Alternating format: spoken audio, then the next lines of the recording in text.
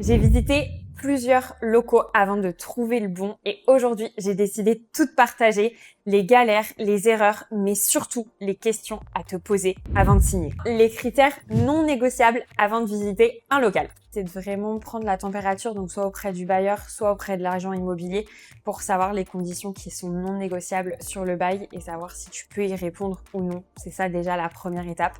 Te déplace pas pour rien, te crée pas de faux espoirs pour rien, mais juste vérifie que déjà tu es en mesure de pouvoir répondre aux attentes du bailleur. Ce qu'il faut faire avant de commencer tes recherches pour trouver le local de tes rêves, pour pouvoir mettre ton studio, c'est déjà savoir tes conditions à toi, ce que tu veux vraiment, donc à peu près la superficie, si tu veux un espace lumineux, si tu veux un espace visible ou un peu moins, si c'est des critères importants ou pas pour toi. Après, c'est toujours pareil, il faut voir ce qui est réalisable ou non en fonction de ton budget et des accords que tu peux avoir dans ton bail et à quoi tu peux te plier. Forcément, un local beaucoup plus visible et beaucoup plus grand, c'est beaucoup plus de contraintes dans un bail et il faut juste savoir si tu peux y répondre ou pas. Connaître aussi un minima ton budget que tu peux mettre dans le loyer tous les mois. Et à partir déjà de ces premiers éléments, ça t'aiguille quand même pas mal pour commencer à trouver ton local. Pour moi, surface minimum, enfin idéal plutôt, mais après c'est pareil, hein, ça reste pour moi, je pense 100 mètres carrés. Il te faut quand même un peu d'espace, je trouve ça mieux s'il y a un petit vestiaire, même si voilà, petit vestiaire, sanitaire, etc., ça reste quand même important. Et puis, je trouve ça dommage d'ouvrir un studio si tu mets que 3 machines. Après, si t'as pas d'autre choix, encore pareil, enfin c'est ok en fait, hein, tu peux vraiment ouvrir un studio qu'avec 3 machines dans 40 mètres carrés. Enfin voilà, ça veut pas dire que t'auras personne, mais c'est vrai que si tu fais un investissement, bah c'est sympa de pouvoir générer assez rapidement de la rentabilité. Et pour ça, bah plus tu fais grand, mieux c'est. Avant de chercher un local, tu définis bien ton budget, de combien peut être ton dépôt de garantie, ok, de combien tu peux mettre par mois au maximum dans ton loyer. Donc en fait en amont, il faut vraiment bien que tu aies préparé ton prévisionnel parce que ça va déjà te fermer certaines portes sur certains locaux. Et à partir de ce moment-là, une fois que tu vois que tes critères sont respectés par rapport à ce que tu peux accepter de la part du bailleur, et ben là, tu commences à regarder un peu plus ce qui t'intéresse. Donc forcément de la luminosité, forcément l'emplacement, la superficie, etc. Mais d'abord, tu dois déjà faire ton prévisionnel et déjà savoir voilà, quel peut être ton dépôt de garantie, combien tu peux mettre dans ton loyer. Et à partir de déjà ces deux éléments qui sont pour moi moteurs, là, tu peux commencer tes recherches sérieusement. Ce qui est important, c'est ton étude de marché.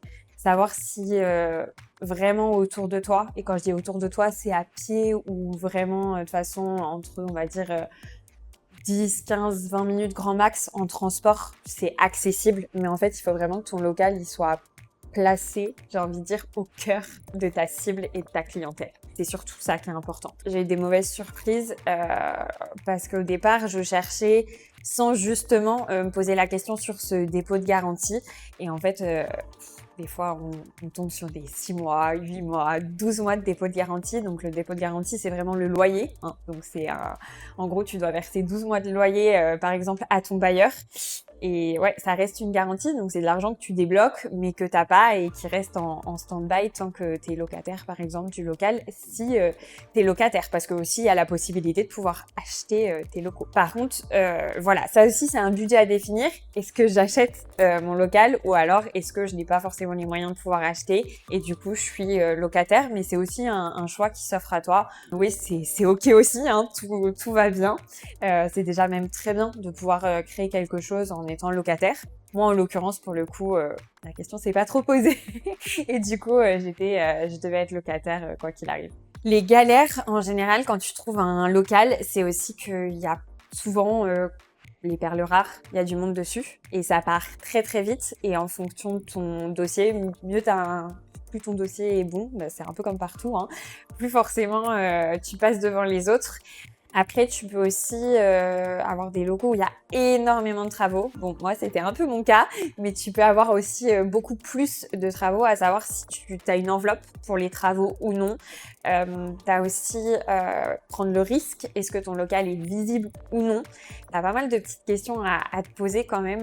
Ce qui est important aussi, une fois que du coup tu as trouvé ton local, que tu as pu trouver un terrain d'entente avec le bailleur et tout, mais ça tu peux aussi le faire avant, quand tu sais dans quelle ville tu veux t'implanter, c'est aller voir la mairie pour savoir déjà si la mairie accepte le projet, puisque la mairie peut refuser aussi une ouverture de tel ou tel commerce dans sa ville. Donc c'est quand même bien d'aller prendre la température auprès de la mairie pour voir si c'est un projet déjà qui leur plaît ou pas. Et pour ça, tu peux contacter le service urbanisme de la mairie. En général, c'est eux qui sont mieux adaptés pour pouvoir te répondre.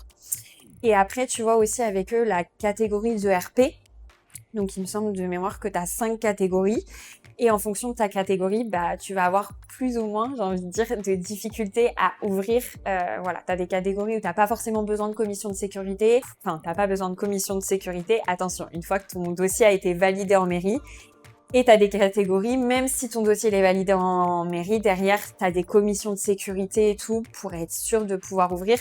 Ce qui peut aussi retarder ton ouverture. Donc, c'est important de prendre un petit peu la température en amont, une fois que tu as trouvé le local, que tu connais la ville ou l'endroit dans lequel tu veux t'implanter, et d'aller directement à la mairie, parce que toute cette partie de mairie, c'est quand même beaucoup de temps, beaucoup d'administratifs, et ça prend du temps. Donc, c'est bien d'anticiper une fois que tu as trouvé ton local.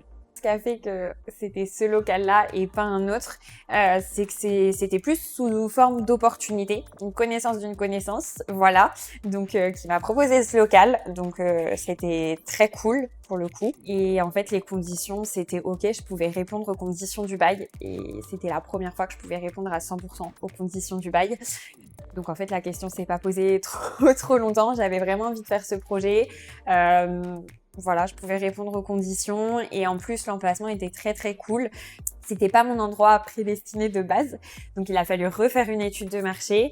L'étude de marché a été positive également, donc quand les voyants sont ouverts, on y va quoi, go. Comment tu calcules ton loyer au lancement? Tout simplement, tu fais un prévisionnel. Donc là, en général, tu te rapproches d'une comptable, d'un cabinet d'experts comptables, etc., d'un ou d'une comptable d'ailleurs. À ce moment-là, tu le fais avec eux. Donc, tu fais un planning fictif avec tant d'heures de cours par semaine. Tu fais le salaire de tes coachs, par exemple, je prends l'exemple typique pour un studio de pilates réformeur, tu fais le planning et tu t'estimes des taux de remplissage. Donc, remplissage à 30% sur la capacité de tes cours, remplissage à 40%, 50%, 60%, bref, tu te fais des fourchettes, etc. Et en gros, tu fais le seuil catastrophique et tu te bases sur ton seuil, entre guillemets, catastrophique. Donc, on va dire un remplissage à 30% au départ. Et tu vois ce que ça peut générer et tu vois à peu près la fourchette de loyer que tu peux te permettre. Le plus important quand tu cherches ton local, c'est d'abord de savoir ce que tu peux accepter ou non. Donc d'avoir fait ton prévisionnel et de savoir le loyer que tu peux mettre, le dépôt de garantie que tu peux mettre. Ça, c'est vraiment les 2 clés indispensables. Puis après, tes critères quand même. Un local où il y a de la visibilité, un local où il y a de la luminosité, un local où il y a des matières, j'ai envie de dire, un peu plus originales, de la pierre, du bois, etc. Bref, après, tu te fais ta petite liste de ce que tu aimerais bien dans ton local. La superficie aussi, c'est très important. Mais déjà, dans un premier temps, vois ce que tu peux vraiment faire pour pas être déçu et pas t'éparpiller. Pour le bail, ouais, t'as différents types de bails. T'as des bails sur 3 ans, 6 ans, 9 ans. Ou tu as des bails précaires, effectivement. Un bail précaire, tu peux sortir très tôt. Donc, si c'est une activité, j'ai envie de dire temporaire, et que, par exemple, je sais pas, tu as décidé de te lancer sur une mission et tu as besoin de locaux sur 1 an, et tu peux faire avec un bail précaire. Comme ça te permet de sortir rapidement des locaux. Si tu as une activité, que tu investis dans des travaux, etc., tu te sécurises au maximum et tu fais un bail sur 9 ans, voilà, une durée 3, 6, 9 en général, parce que tu peux sortir au bout de 3 ans, tu peux sortir au bout de 6 ans, ou tu peux sortir au bout de 9 ans. Donc c'est plutôt sympa parce que tu as la possibilité de sortir des locaux si tu le souhaites, mais ça te garantit aussi que tu restes dans les locaux pendant 9 ans si tu le souhaites. Donc si tu vois une activité à long terme, c'est indispensable. Une fois que tu as un peu tous les tips, que tu as réussi à trouver ton local, il faut aussi prendre contact très rapidement avec un architecte. Ça dépend un peu comment tu fais tes travaux, mais le cabinet d'architecte va déjà te faire des plans officiels, va pouvoir t'aider à monter ton dossier pour la mairie, parce que c'est un dossier très exhaustif, donc tu as vraiment besoin d'aide. C'est dur de pouvoir le faire tout seul. Après, chapeau si tu y arrives, mais ça peut être bien un petit coup de main. L'architecte, il est là pour ça. Il est là aussi pour vérifier voilà, si ton projet est viable, comment tu peux l'aménager. Il va te donner des tips aussi pour normalement optimiser au maximum ton espace. Donc voilà un peu les étapes, quoi. C'est vraiment dans un premier temps de savoir où tu veux t'implanter, aller chercher ton local. Une fois que tu sens que tu as une bonne piste, tu te renseignes auprès de la mairie pour savoir si c'est vraiment viable et pour pouvoir avancer. Et puis en parallèle, tu mets un petit architecte ou une architecte dans la boucle. Tu peux pas mettre les machines, par exemple, s'il est question de faire une salle 100% réformeur, tu peux pas mettre les machines où tu veux, comme tu veux. Donc c'est aussi hyper important de visualiser ça. Et c'est là où, dans les 3/4 du temps, tu fais aussi appel à un architecte qui va t'aider pour déposer ton dossier en mairie et qui va vérifier aussi en parallèle tout ça.